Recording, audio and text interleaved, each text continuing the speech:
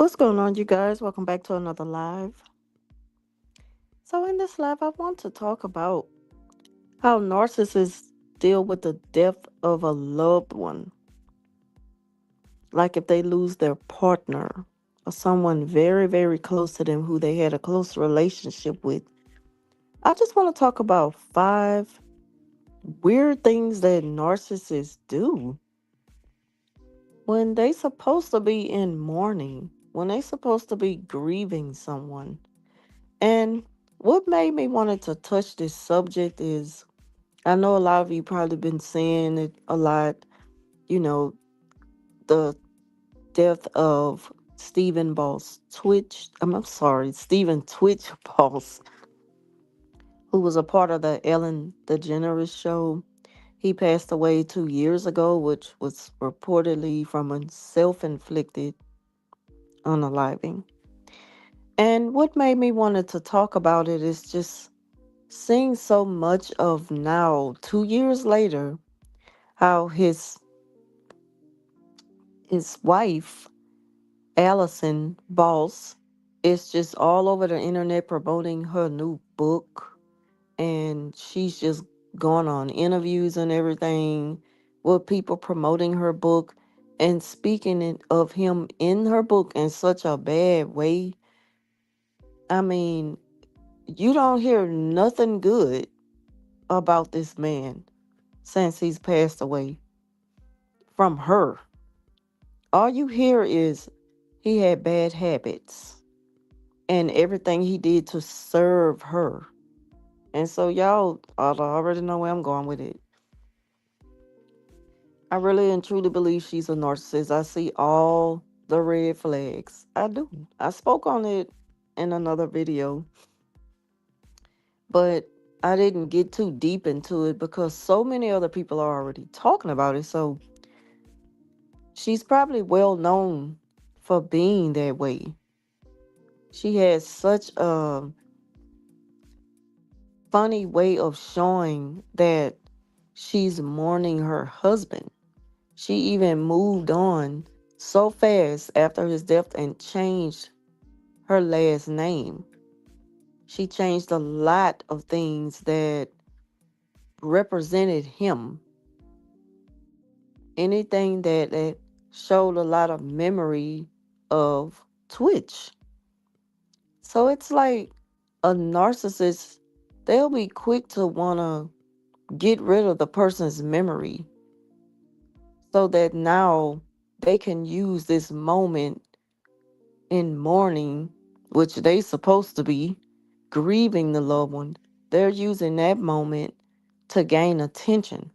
And what also made me want to talk about this is recently I've been on Facebook, and I noticed that I know that there's a guy who just lost his wife, and he has pretty much the same personality as Allison Boss, and the way that she's parading around and just showing a way that showing the way that she's mourning her late husband.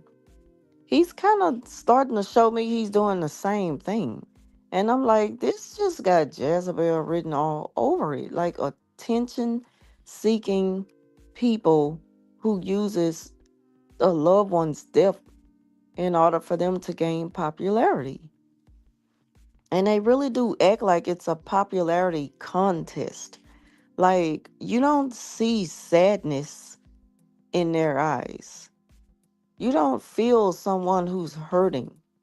They're not showing you that they're having a hard time going on without their loved one. Like I say, this man lost his wife and she lost her husband, but I see the same personality traits in them. She's trying to sell a book, and then the story is constantly changing. A lot of people is talking about this right now. Shout out to Ringo TV because he's he's one of the content creators on YouTube who really broke the story out, doing a deep dive into Twitch's death and, like a whole investigation on it. And also Sunday Omni. I love watching her commentary on Twitch and his wife, and the way that, again, she's parading around with this doggone book that she's promoting. And people are even going under her comment section on Instagram questioning, like, so how are you moving along without Twitch in such a happy way? Like, if like you didn't lose your husband, like your main focus is capitalizing off of it. So those are 5 things that I wanted to talk about when a narcissist, when they lose their loved one. What these people do is pretty much make the moment all about them. And then they have like this superficial happiness, just this spurt of joy and happiness that they start to portray. And it confuses the people who are also mourning the loved one, because they're looking at them crazy like, how could you be seeming so happy right now and jolly, like nothing going on? And we're hurting and off the scene and out the way, but you are all behind the camera. You all glammed up, trying to get a photo out and get your name out there for whatever reason. Like you've made this all about you. Now that's on a celebrity side of losing a loved one who portrays themselves like some big high and mighty actress or someone that's, in Hollywood. They're gonna always be about that. They could never take the attention off them for a moment, even in death, to focus on someone else. And think about his family and, like, how rough it's been since he passed for his mother and his brothers and any other family member. But instead, they'd rather create separation because people don't agree with the way they are moving along with things. Narcissists love to create separation with children and keep the children away from their loved one's side of the family, the loved one who they lost side of the family. And I really believe they do that because they got something to hide. They know that children will talk and things might come up that they don't want their family to know about.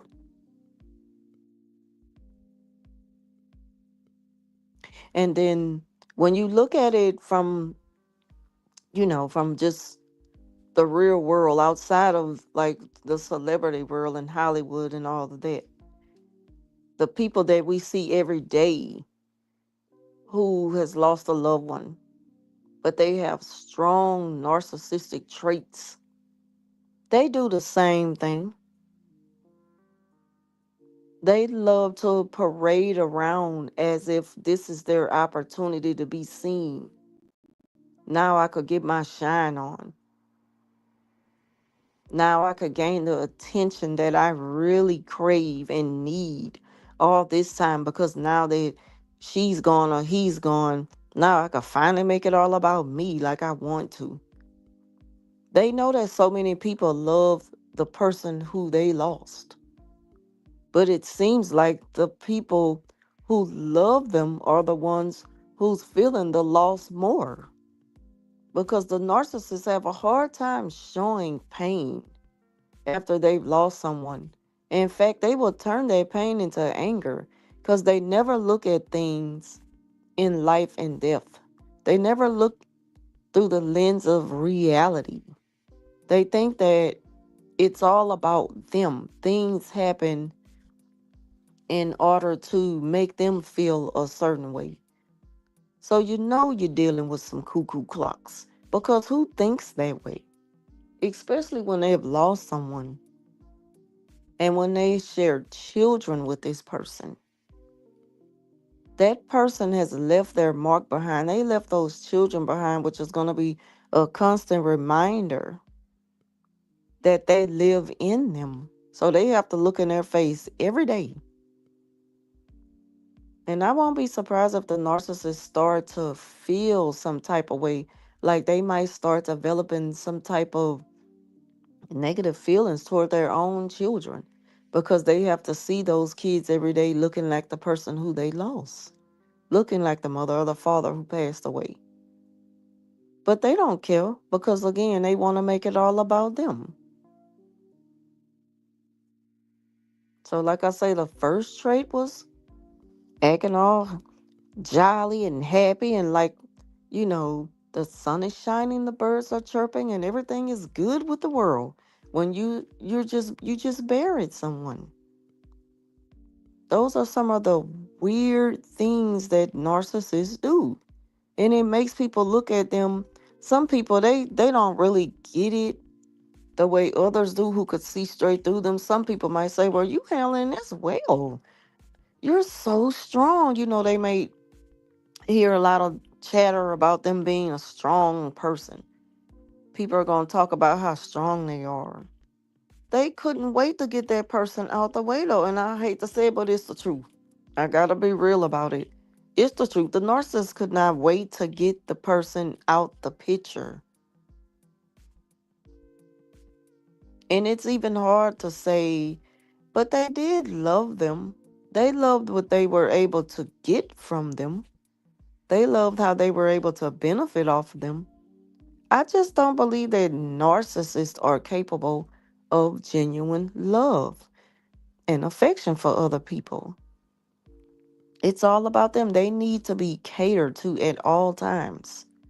And even through death, they feel as though they should be catered to in a way to where now people will show them so much sympathy, and they can also gain money. They will profit off of a person's death because when you go to church and when you're sitting in the church, and I don't know if y'all ever had to sit on that front row, but I have from when my mother passed. You're going to receive so many monetary, you know, gifts and things. People are going to not only just send the flowers, and all of that will be placed at the front of the church on the side of the coffins, and for you to take that home with you. That's like a constant reminder that you lost someone. But they're going to also, as they do like the final viewing, I think, or maybe as people still come in to view, because the family normally will be the one to march in last before they're seated on the front row. People will pass by, and I just remember people, just so many people were shaking my hand. And I remember when it was men, men that were well known, in the family, and people that were close with my family and stuff that knew my mom.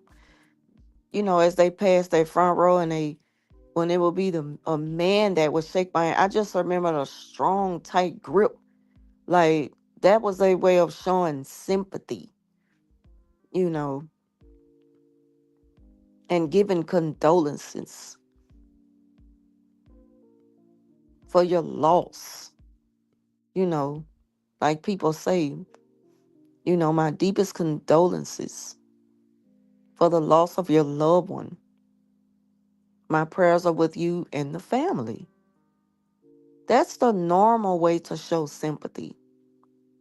And as people would pass by that front row and they would shake my hand, and the women, they will give me such a tight grip hug that it'll make you can't contain that hurt and that pain, that that cry that you're holding in because you've already cried your eyes out. But you will never be all cried out when it comes to losing a parent. Some of them will do this thing where they rubbing on your back, and that's the thing that will get me. Rubbing on my back. I will break down. That'll do it right there for me. But that's the interaction you would get during a funeral. But this woman, Allison Boss, she made it about her. And she put rules on it. She did something that's unheard of during a funeral. She put a NDA out to be signed by the family of Twitch. I keep calling him boss, but I just feel like I like to call him boss. I just feel like that fits him. He was the true boss of the two, but she wanna put her face in the screen like if she's the mastermind behind everything. She came up with it all. And if y'all, I'm not even gonna really go into deep details about what she put in her book, because so many people are reviewing the book. People who bought it, I'm not. I'll just look at other commentary, for folks who purchased the book and want to do a review on it. But I'm not gonna buy it. But I'll listen to the crap that she put in the book because I know it's a bunch of BS stuff that she just made up because that's the life she wanted to live. Narcissists create these images inside their heads. Like if they really living like that. Like that's not you. You telling a story. This is completely made up and you know it. And you know what sells. Fiction sells. And she knew it. But she also know that she would gain sympathy from this because people wouldn't be able to separate the two. They won't be able to determine like, is she being honest or is this a little fabricated? Is this something that she making up just to, you know, make herself look, something that she's not? That's what narcissists do. Now I'm supposed to be getting to these 5 traits. So I talk about the fake happiness that they do because who says stuff like, "Hi guys." So as you all know, I lost my husband. Um, and yeah, so now we're left just myself and the kids. And like, who talk like that with that tone? Some people not even ready to speak on the death of someone. That's just how tough it is. You don't want to talk about it. You don't want to be in a camera. You don't want an interview. Years down the line, you're still mourning the person. It still hurts too much to want to talk about it. Let alone write some book. What is you doing? Another thing that they do, the strange things narcissists do when they lose a loved one, is again, they make it about them, but they make it about them in a way to where it's like they start to do things they've never done before. They go live more often on social media like Facebook. They know the love is going to come pouring in.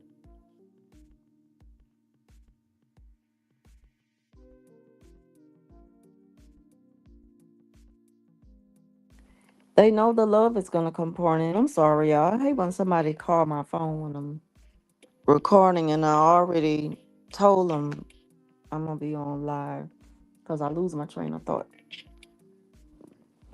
I'm going to have to turn on my other phone real quick.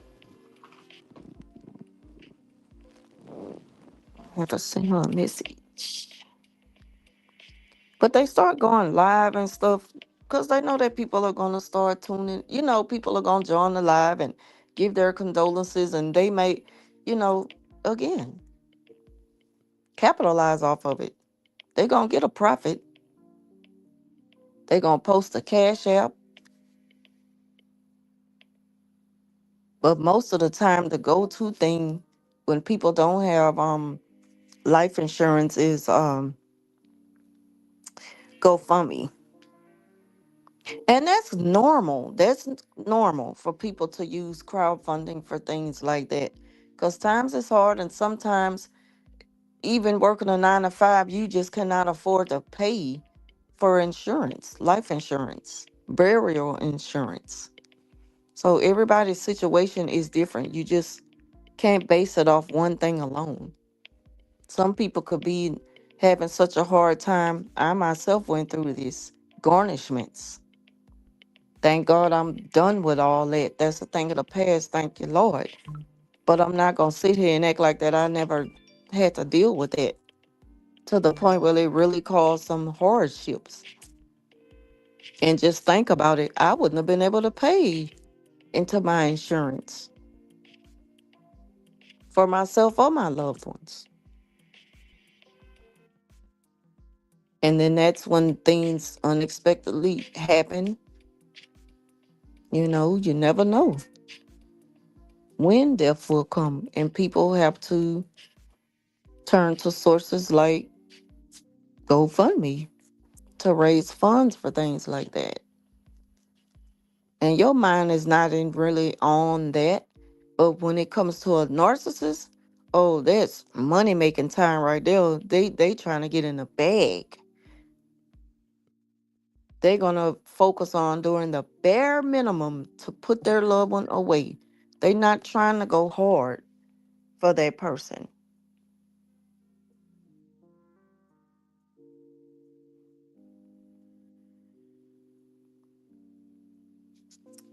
So that's the second thing they do is to make a profit off of it. That's what it's all about. Putting some money in their pockets. I'm sorry, y'all. Hold on a second. I thought I had cause see what I gotta do when I'm live on my phone. I gotta go on my other phone, get on Instagram, and send my daughter a message to let her know that I'm live. Cause I don't wanna. I don't know if this will kick me off.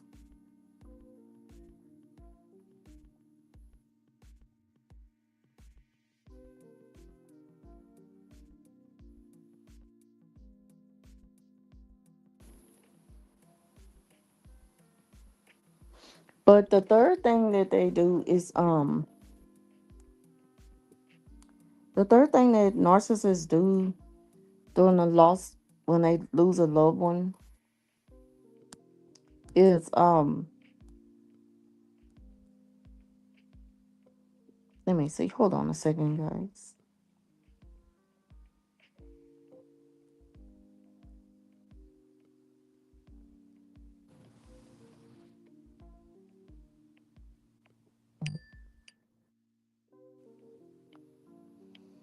Oh, I hate when I'm interrupted. Oh, I hate this. I really do. To be interrupted.